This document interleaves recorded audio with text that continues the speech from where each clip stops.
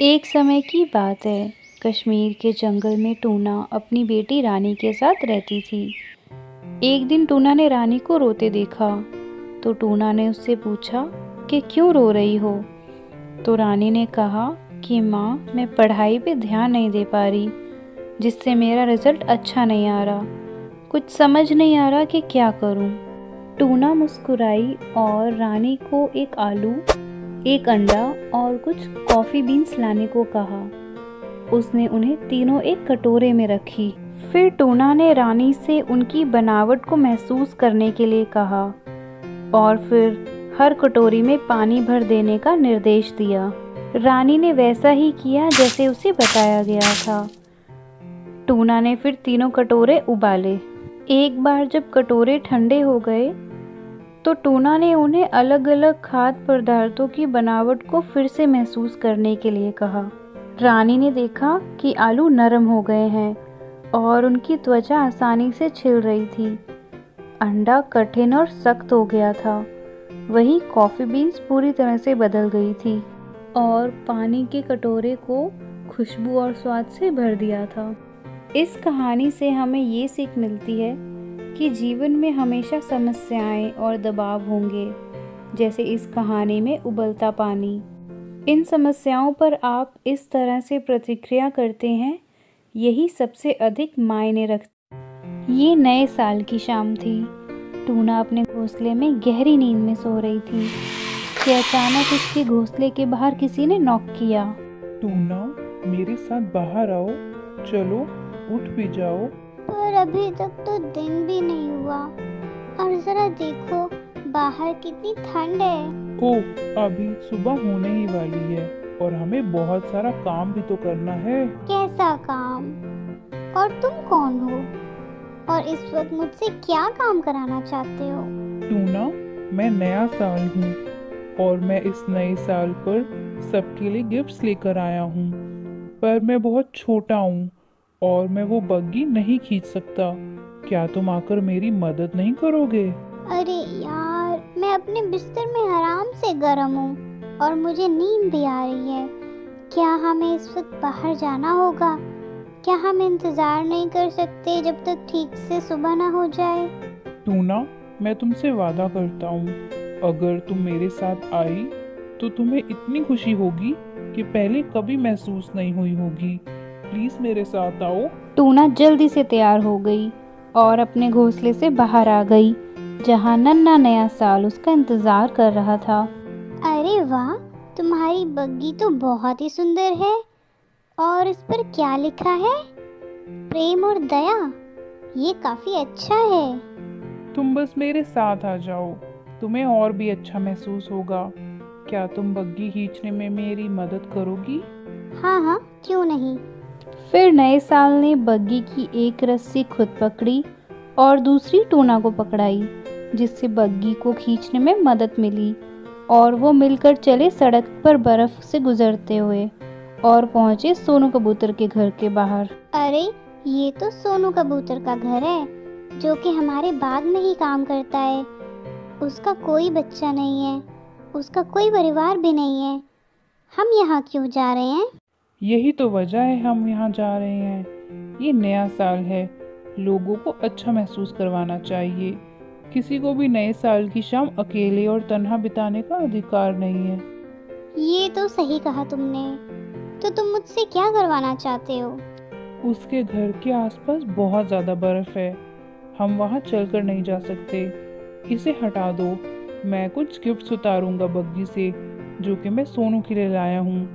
चलो देखते हैं उसके लिए क्या है मेरे पास। शायद एक नया कोट और एक मफलर, एक गर्मा गर्म नए साल का डिनर, भरपूर नाश्ता, जूतों की नई जोड़ी। हाँ, ये अच्छे रहेंगे ना? वैसे मेरे पापा ने भी अभी उसे अपना पुराना कोट दिया है। क्या किसी को नए साल में नया कोट ज्यादा पसंद नहीं आएगा? सही कहा तुमने। टूना ने सोनू के घर के बाहर से सारी बर्फ हटाई। नए साल ने अपनी बग्गी से सारे गिफ्ट्स उतारे और सोनू के घर ले गया। क्या हम घंटी बजाने वाले हैं? ओह नहीं, उसे डिस्टर्ब क्यों करें। हम ये गिफ्ट्स उसके रूम में छोड़ देंगे। नया साल खिड़की से अंदर आया और सारे गिफ्ट सोनू की बेड की साइड पर रखी टेबल पर रख दिए। नए साल को ऐसा करते देख टूना को एक अजीब सी खुशी महसूस हुई जो इससे पहले उसने कभी महसूस नहीं की थी। इसके बाद नया साल बढ़ा भूरी कौवी के घर। ये तो भूरी कौवी का घर है जो टेलर है। मेरी मम्मी के कपड़े भी यही सिलती है। हम उसे क्या देने वाले हैं? भूरी कुछ दिनों से बहुत ज़्यादा बीमार है। एक अच्छा सा फूलों का गुलदस्ता और चॉकलेट्स नए साल के दिन उसे शायद खुश कर दे। हाँ, ये बहुत बढ़िया रहेगा। तो एक बार फिर नया साल भूरी के घर की खिड़की से अंदर घुसा और भूरी के बेड के पास बहुत सुंदर सा फूलों का गुलदस्ता और चॉकलेट्स रख दी। टूना और नया साल पूरे जंगल में घूमे और कई किस्म के लोगों के लिए उपहार देते गए। इसी तरह नए साल को ये अच्छे से पता था कि किसको कौन से गिफ्ट्स देने हैं। उसकी ज़रूरत के मुताबिक नए साल ने कितने ही गिफ्ट्स बांटे हो, मगर उसकी बग्गी कभी खाली नहीं होती थी। तुम्हारी बग्गी कैसे हमेशा भरी रहती है, चाहे तुम कितने भी गिफ्ट्स बाहर निकाल लो। प्रेम और दया कभी घटता नहीं, चाहे तुम उनमें से कितना भी निकाल लो। जितना ज़्यादा दया और प्रेम तुम देते हो उतना ही वो बढ़ते हैं और तुम्हें और भी ज़्यादा खुशी महसूस होती है। तो बच्चों, क्या आप सोते ही रहोगे अभी तक? उठकर नए साल का वेलकम नहीं करोगे? सोचो मत, उठाओ अपने प्रेम और दया की बग्गी और निकल।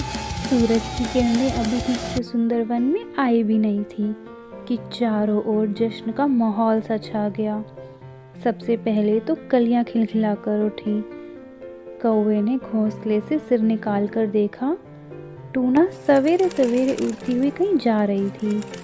कौवे ने आवाज लगाई, अरे टूना बहन, सारे लोग नए वर्ष का स्वागत कर रहे हैं, तुम कहाँ जा रही हो?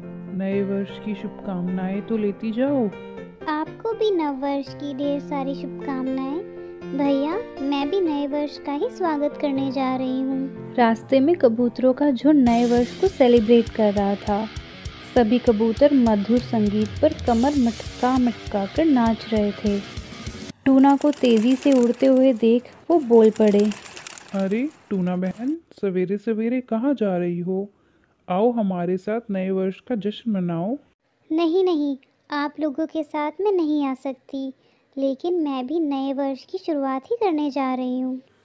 टूना आगे बढ़ती है। कुछ ही दूरी पर मछलियाँ नदी में नए वर्ष की खुशी में उछल कूद कर रही थी। टूना को देखकर एक मछली बोली, अरे टूना बहन, क्या आज भी दाना चुगने की चिंता में उड़ी जा रही हो?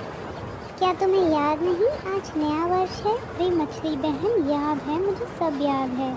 मैं भी नए वर्ष की खुशी मनाने दूसरी जगह जा रही हूँ। ऐसा कहकर टूना आगे बढ़ती है।